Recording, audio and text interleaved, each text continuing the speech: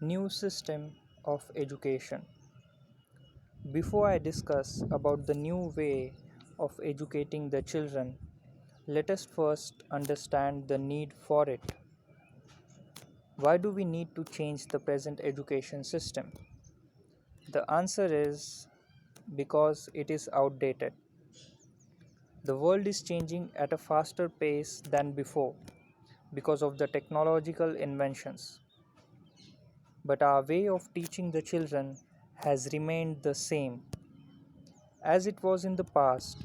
Even today, children need to go to school and have to spend 8 hours learning that which they probably don't like.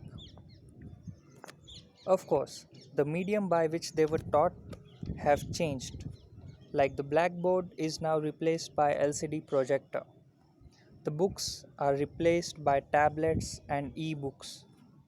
So the medium has changed, but the method has remained the same.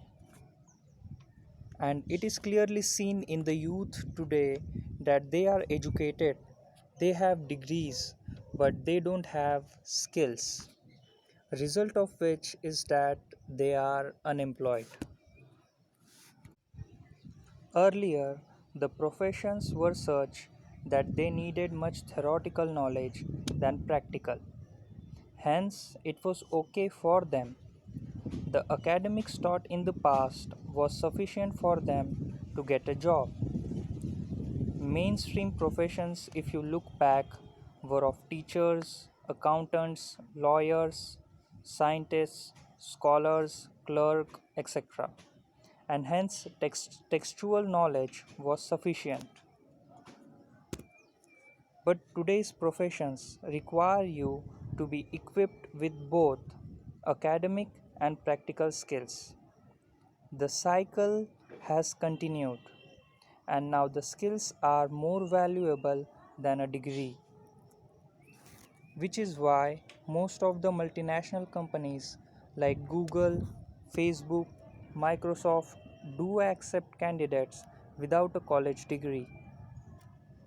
Globally, the scene has changed and we should be able to adapt with it. So, how do we adapt with it? By creating a new education system. How will the new education system be? Well, we are about to discover it now. So, the new education system about which I am going to speak of is not really something new or which I invented, but that which we Indians already used to practice.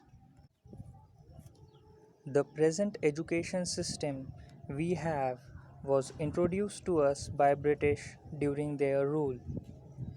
So, does that mean that we did not have any education before that? No, we did have education before the British, but it was not institutionalized like they did now. So, in the past, farmer's child used to learn farming from his father since his childhood. The child would get both theoretical knowledge and practical knowledge from his father, so he learnt and worked simultaneously. Similarly, a child of blacksmith would work along with his father and would learn the profession. And this is how the mainstream professions were taught. The prince would accompany his father at his meetings, would take part in war, and would gradually learn the art of kings. So they had to learn and they had to work at the same time, which made them more proficient in what they were doing.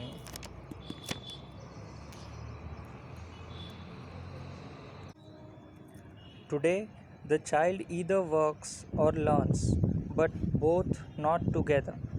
Mostly, today, children spend around 20 years of their life with textbooks and learn theoretical concepts. Practicals are there only for the sake of name. And after learning for 20 years, they start working, which makes it difficult for them to cope up with the situation. Imagine if I taught you how to ride a bicycle only by books for 20 years, but, but don't let you ride one. And then all of a sudden, after 20 years, I tell you to go ride the bicycle because you are thorough with the theoretical skills. Such is the trouble caused by our education system. The new education system, which I suggest, will be efficient enough to teach the child both theoretical and practical skills at the same time. So, how do we achieve that? I say by combining companies and educational institutions into one frame. In this system, the child will spend 3 to 4 hours on textual subjects and will be learning it. After that, he will for next 3 to 4 hours experience what he learned in practicality by performing tasks. For example, if a child learns programming, then at the same time he will contribute his knowledge by designing small programs or software. Or if a child is learning business management, then he will experience real corporate life in next few hours. Or if a child learns surgery, then he or she will actually perform a surgery under supervision or in simulation. As you can see, above is applicable for grown-ups, teens, and even for children who are below 6 years. I'm sorry, who are below 10 years. Like in programming, any child above 6 years can participate. In medical, any teen above 16 can participate. In business, anyone above 21 can participate. So the admissions will be granted based on skills and age. From what I have suggested till now is just a rough sketch of our new education system. And just like other systems, it too has its advantages and disadvantages. But the positives will weigh more than the negatives.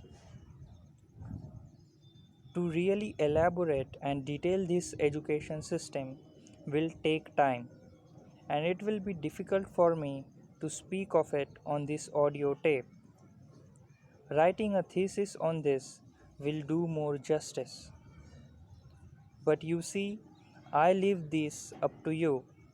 As listeners, you could come up with ways to make this education system perfect, and we can introduce a better way of education. The core of this new system is simulation, also called as simulated environment, where the child can practice his skills without harming the reality. Simulation is already used by pilots to learn flying and also by astronauts to learn how to stay alive in space. And I believe that simulation will also be helpful in other areas like the one we have discussed above. And this will make learning more fun. So, this was my view on this, and I'll be waiting for your suggestions in comments. See you in the next step, and thank you.